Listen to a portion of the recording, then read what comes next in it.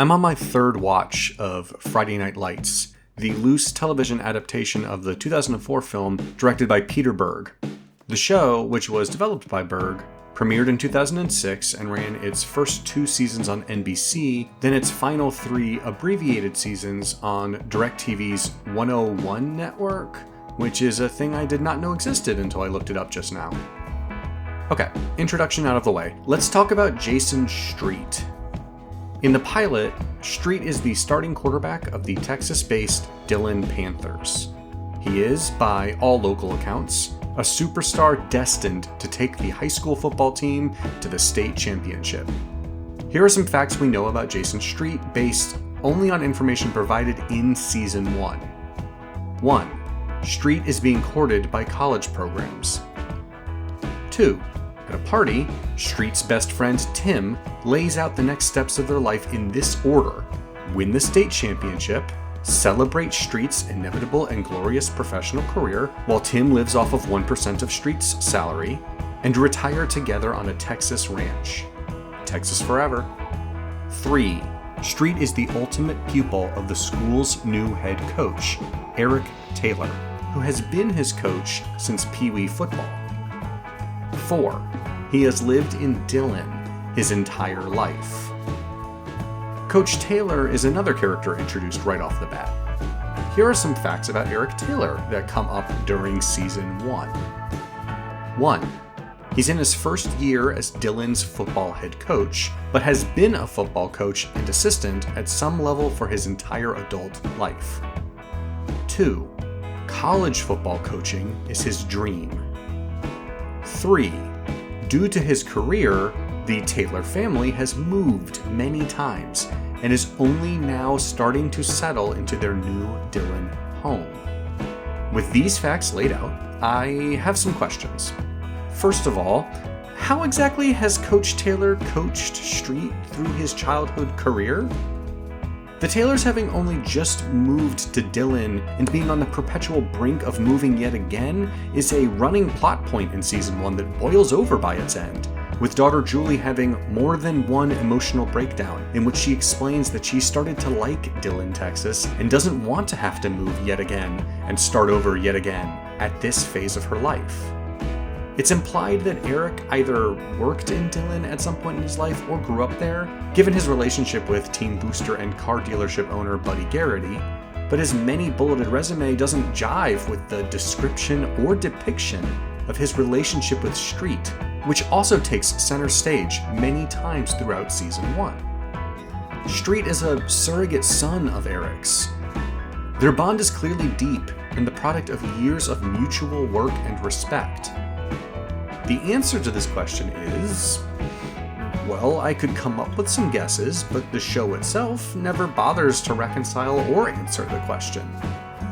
A weirder question arises once you move past Season 1. How old exactly is Jason Street? How old are his friends? Let's track this using what little hard data the show gives us.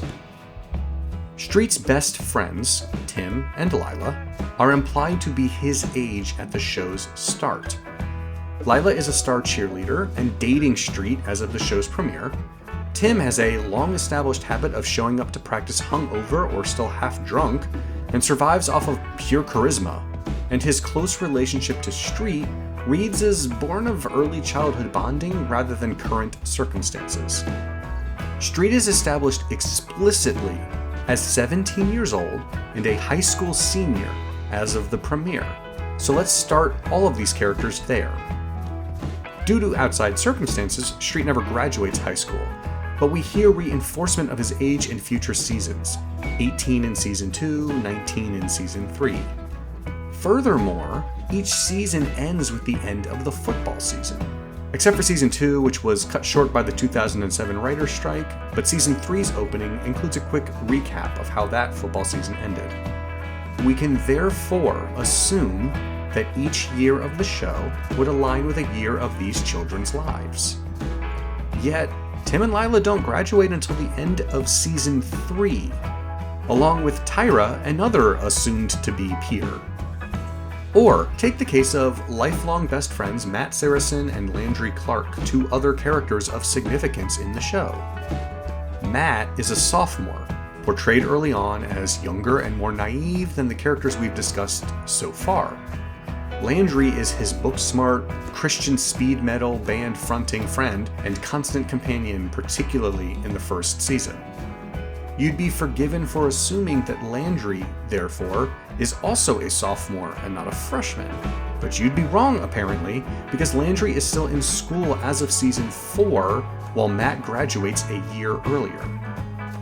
Side note, my one true criticism of Friday Night Lights is that Landry's band, the wonderfully named Crucifixtorious, loses its Christian speed metal edge by season 3, and instead performs generic lo-fi high school garage indie rock. What a waste. It might be worth reiterating for some of you, because I know I have to remind myself at this point, that a difference of a year or two is often huge in high school terms. It wasn't and isn't impossible to have friends across that divide, but due to shared classes and circumstances, it's much easier to form cliques and casts within your graduating year.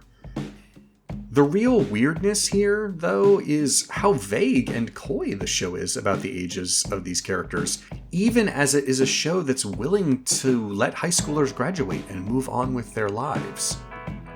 It goes from weird to concerning if you work your way back to the implication that Season 1 Tyra Collette is 15 or 16 years old, given that she has at least one sexual fling with a gainfully employed grown-ass adult.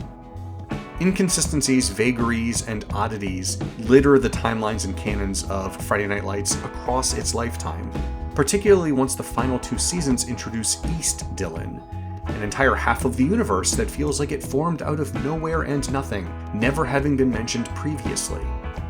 But there's plenty of this to go around.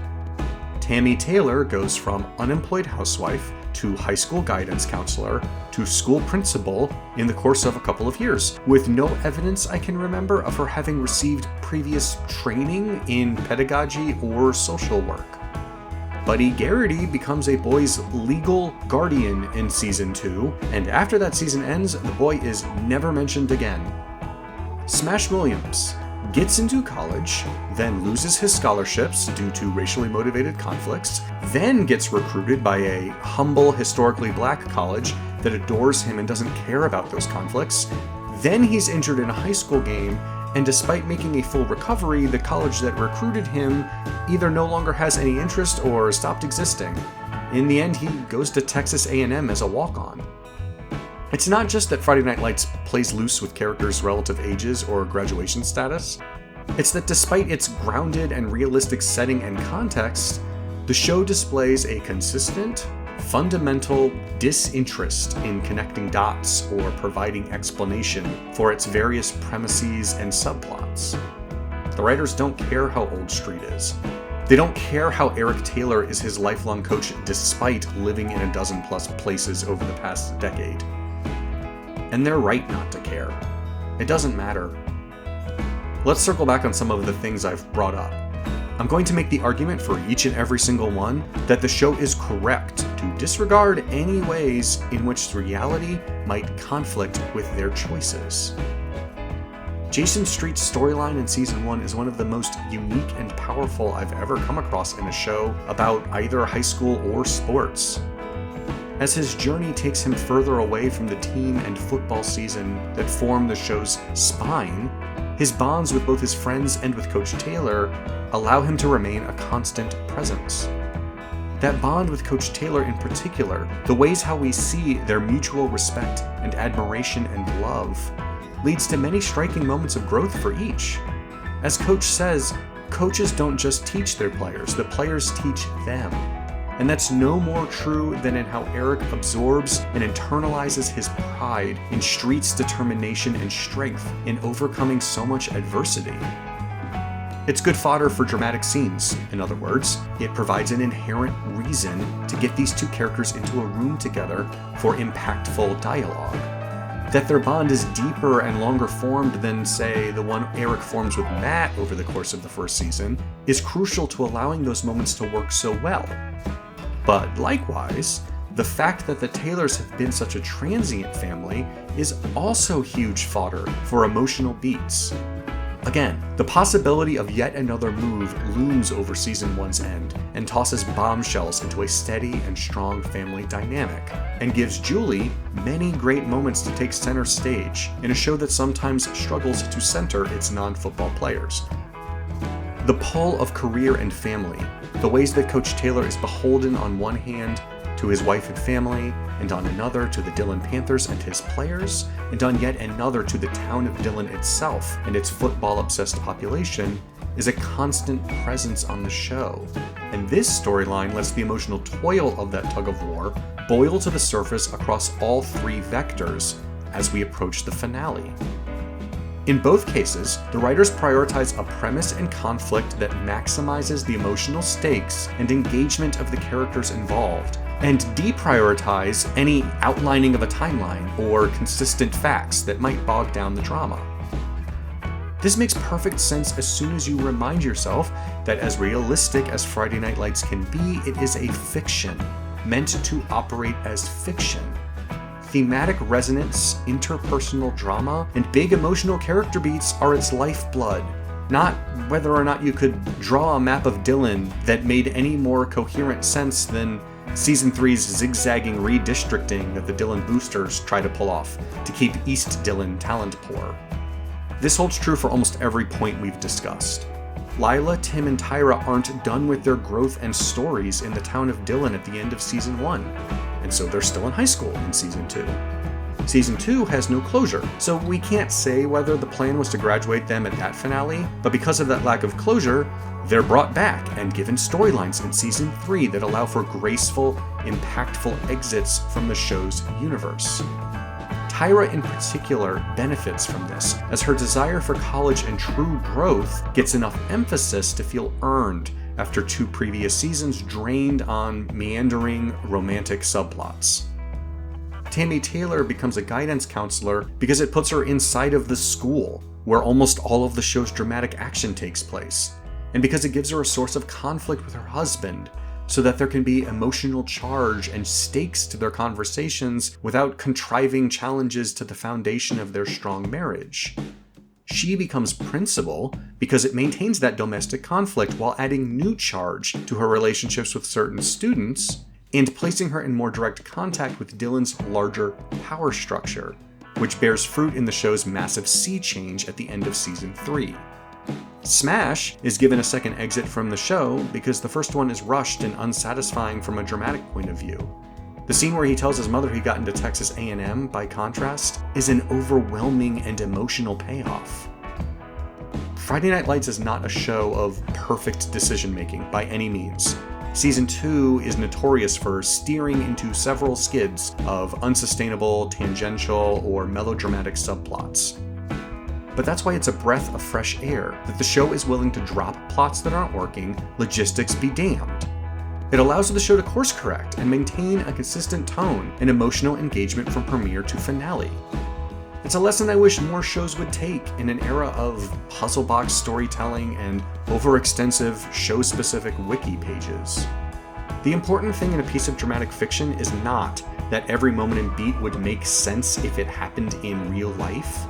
What's important is that the drama works, that you laugh and gasp and cry alongside the characters in reaction to their circumstances.